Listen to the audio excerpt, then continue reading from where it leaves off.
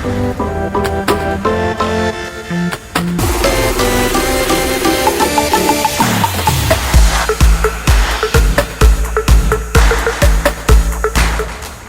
back to another edition of the Make It Happen mindset here in the Kymira office.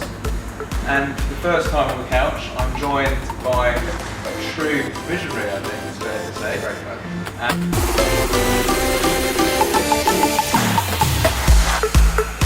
And an innovator in his category who has joined up sport and space travel. So, tell us a bit more about Kymira. Well, I'd say it's bold opening, and to give a bit of a backstory to there, so the research that became Kymira's first project started with the inspiration of a NASA research paper, and we fast forward more or less 10 years from that point. We're now working with space agencies to take the technology that we started on the sporting market into how can we help astronauts in simple mechanisms. So obviously, what we're talking about here is very technical clothing. Yeah. What's your background? I mean, what makes you different to the other guys knocking out really nice athleisure wear? So I'd say the integrity of our technology is a really big thing. So the technology itself has been developed through lots of academic research, but we're not the only people to do that. However, every claim that we make is actually medically certified. So all of our sportswear is actually a medical device as well.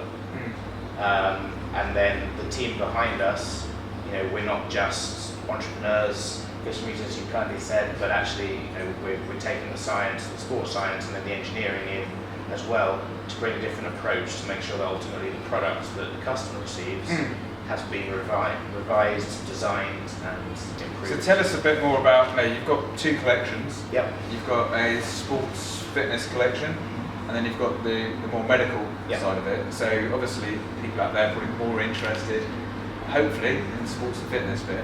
So what's in the lineup, and how would that help somebody, and what was the motivation? So what's there at the moment is our range of infra-red on both sides.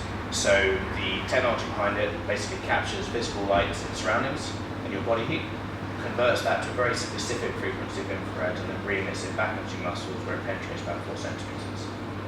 Which means? For an athlete, that enhances performance, accelerates recovery, and importantly reduces injury. So is this silly question, but I've got to ask it, is it legal? Yes. So as of this point, no governing body has banned us. We're used in a number of international sports, both Olympic and non-Olympic. Yeah. And it's very important that it's not a miracle cure, it's not going to just make you massive, it's allowing you to have an extra gear as an athlete, and to make sure that you're returning to play in the best physical shape that you can be. Okay, and obviously people obviously not just interested about what it is that you do, but how you come about it, and the fact that you are, you've been going for some time, but you're kind of a start-up in this space as well. So what have been the big challenges? What keeps you going every day? What's your motivation? So big challenges as any scaling company with a physical product is there's obviously an outlay up front. Yeah. And then it's the logistics to make sure that we're delivering always above standard products. I would much rather under promise and over deliver than vice versa. So we've put a lot of work into sort of our infrastructure and our sort of strategy behind making sure that not just that the products and technology are amazing, but we're actually delivering a fantastic customer service. But beyond that, what brings us into the office in the morning, it's not just a case of the sports side for us. So every time someone buys a pair of our leggings to go running in, they're actually helping further our research for the medical applications. Okay. So one of my favourite customers this day that had me in tears on my desk was this old chap who we helped reduce the severity of his Parkinson's so he could walk his dog with his wife again. Yeah. We have countless, there are reviews on the website of people who were building up thanks to us from not being able to do any exercise because they were in so much pain, so they were now walking 5 kilometres a day. Now, to you or I, going for a 5 kilometre walk doesn't mean a huge amount, but for someone that's bedridden and housebound, that's huge. Well, we've actually got an athlete, or one of our ambassadors, I think maybe you can do a collaboration with, called Samuel. Hi Samuel, if you're watching or listening. And unfortunately, he had a severe accident on holiday. He jumped into a pool, broke his neck, Right. and has got reduced use of his legs. And his goal is actually to walk down the aisle. Yeah. So he's been following some training programs and using the supplements to support him. But I think maybe if you can throw him, just asking on air, under pressure, throw him a pair of leggings or whatever you think is appropriate to help make that dream reality. I think that'd be awesome. I think that we can certainly help out there, and it's the really important thing for us.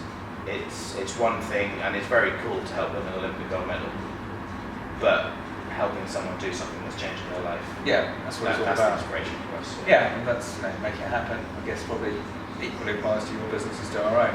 So in terms of where you see the future and how do you see, well, there's two aspects, I guess. How have you managed to develop the business? Because obviously there's people listening who maybe not watching about the fitness aspect, but more from an entrepreneurial point of view. What do you think, some people looking to start a business, whether it's in clothing or nutrition or whatever, what do you think that what guidance, what three things would you say would help them to make it happen? Well, the first one is, and it was some advice that was given to me, if you've had, you're trying to think of ideas, but you've had one that's been with you for a number of years, caveated by the fact that hopefully you're a sensible person. Yeah. That's probably a good idea to go with, because if it wasn't a good idea, you would have dismissed it yourself. Yes. So that was something which I didn't get sort of pointed out to me until I was a year or so into Kymira, but really sort of struck me. Yeah. The next is I see a lot of entrepreneurs that spend months, sometimes years, just reading about being entrepreneurs.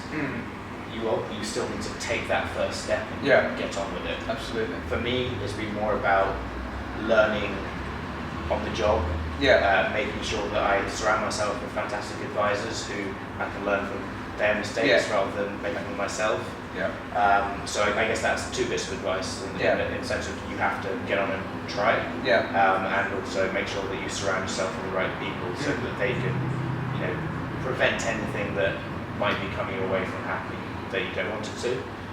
In terms of where we're looking to go, we over the last sort of 2 years really have been accelerating a lot in terms of our sales into the sort of professional sports. So, big announcement soon apparently. Fingers crossed, yeah. So over here, sort of international rugby is one of our sort of big sports that we cater to. In the US, the National Basketball League, and then also in the college side of things.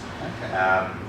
So it's a big push for us on the professional side. Yeah. But then also extending into taking that and filtering it down, because it's not just about helping the elite athletes. Yeah. And actually, the percentage gain that your average sort of enthusiast or sub-elite can make will be greater than an elite athlete, just because there's further to go within Yes, the absolutely. Marginal gains are much greater. Exactly. So for us, it's about that sort of expansion on both the elite and the sub-elite sides, and ultimately what that fuels is then expanding the medical side too. And where do you see? I mean, I know you're working on a number of innovations. Some we may not be able to talk about because they're a bit under wraps, as it were. Is there anything that you can tell us that is going to be coming soon that's going to be potentially groundbreaking? Yeah. So we sort of, if we were to summarise ourselves in more of a business sense, rather than saying we're a med tech or a sports tech company, we say smart textiles. And back in 2016, we started on what was coming next for us. So right now we have the infra-red textile in our portfolio. And we're developing ways to embed electronics and sensors into fabrics to create smart garments. And the first project of which was unveiled for the first time publicly in New York last November, is a garment that can detect, or will be able to detect a heart attack 2 days before that heart attack happens, so you can prevent it from happening in the first place. Now, that's the medical application is very obvious there, but also there'll be iterations that will feed into giving a whole new level of fitness metrics within the sporting world, because right now, the accuracy of a standard heart rate monitor, some of the best on the market are 30% accurate. Wow. And that's just not good enough. If you're just someone who's just tracking it and you're not really doing anything meaningful with that, okay, that's fine. But if you're an athlete and you're judging your return to sport when you've had a cold or you've been injured by your heart rate, if you've got a 70% inaccuracy there, then you go back too soon, you get ill again, your you're injured again, which extends your time out, which costs you money, costs your team money. Yeah. And so for us, it's about being able to give with no additional disruption. All you're doing is putting on a shirt that you're doing anyway, and then all of our technology takes care of the rest for you. So can you track people wearing the shirt? That's the scary thing, I guess. So that, these days that comes very much down to what the user wants. Yeah. But the interesting thing there is the moral question of if we have the ability to diagnose a heart attack 2 days before it didn't happen, should we turn that on for everyone? Yeah. Because the interesting thing is until we can absolutely rule out that you will never have a false positive, and to give an example of why you might get a false positive with a sports person, if you're out jogging and you tripped, then you'll get an adrenal spike, your heart rate will go up, you'll sweat more, your respiration will, you'll breathe faster. Those are precursors of a heart attack. If we call an ambulance to your location and you run off, that ambulance is saving someone else's life. Yes, absolutely. So part of the work we're doing is identifying the different tolerances between someone's been recommended or sold our products by a cardiologist, so they're clearly at risk, versus someone who should fall into. What about if it was, sorry, probably getting off subject a bit here, but if it was, took an average over a period of time, so rather than an individual event triggering an ambulance, it might be 6 events over a period of 3 hours. Yes, and so this is the thing. So it would be when issued with a garment then it will come pre-programmed based on the date event of what it should expect for your height, age, weight, and gender. Yeah. Then it learns to adapt to your unique biorhythms. Yeah. And from that point forward, we can build a picture and log and track. And will this technology be available at a price that be suitable for all, or is it going to be prohibitive because of the tech that's involved? The answer is yes, it will be available. It will depend at what price point, varying on whether you've got the super medical grade, which is a requirement for the likes of having your CE mark and your FDA approval, or if it's just our new level of accuracy with a comparative single ECG. So price ranges we're looking at ultimately delivering between sort of £150, £500 sliding scale, depending on how much tech's in there. So it's cheaper than a watch. Yeah, and that's the big thing for us is that we want the technology because it's there to help, to be accessible. And just from a practical point of view, can you put it in the washing machine and tumble dryer? Yeah, so that was one of the first things with the infra-red technology was you could wash it, you can tumble it will never wash out. Same with these technologies. Right now we're working with what we call a generation 2 printing technology. So while it's going to be good for 50, 60, 70 washes, which sort of, by the way, the likes of Nike and Adidas, they're looking at a 50 wash as sort of their product lifetime. Okay. For me, that's still quite short. But we're already hitting those standards. Yeah, I think my daughter's a keen swimmer and she was prescribed a super duper swimming costume. I think it was like £200, because it's got 20 washes. And you're like, okay, she's not an Olympian yet, but and that's the trouble with when you put stuff onto a fabric, it will eventually wash out. So our goal, like we've done with the first technology, is always to put it into the fabric. And that way it's protected from the washing cycle by the actual structures of the fabric themselves. And there's people out there again who may be listening and thinking they want to get involved with you guys. We spoke a little briefly. You do have an ambassador program. We do, yes. What would you say what's the most important thing for you? Is it the number of followers they've got, or is it their attitude, their achievements? What's the key metrics there? So it's going to ultimately come down, we assess everything on a case-by-case basis, but it's going to come down to who they are as an individual, so it's more likely to be their attitude, their mindset, how we can help them. It's not just about giving kit to someone and it's seen as actually us impacting their career, and whether that's because they are a fantastic athlete but they're just unfortunately plagued by injury, or whether that's because they're looking to get that little edge boost on other people. But as I say, ultimately that's down to them as an individual and their character versus just the fact that they've got 2 million followers on Instagram. Well, Tim, that I think it's fair to say has been very educational. I think we should just wrap that up by actually saying you're not just an entrepreneur, you actually have got a science background. And I think that's important because it's about that authenticity, that you're not just a guy who saw an opportunity, you're somebody that's worked in the field, and you want to make a difference to people's lives. So with that said and done, I'm going to take our first scientist over to the now infamous boxing machine to see can he pack a punch. So follow me.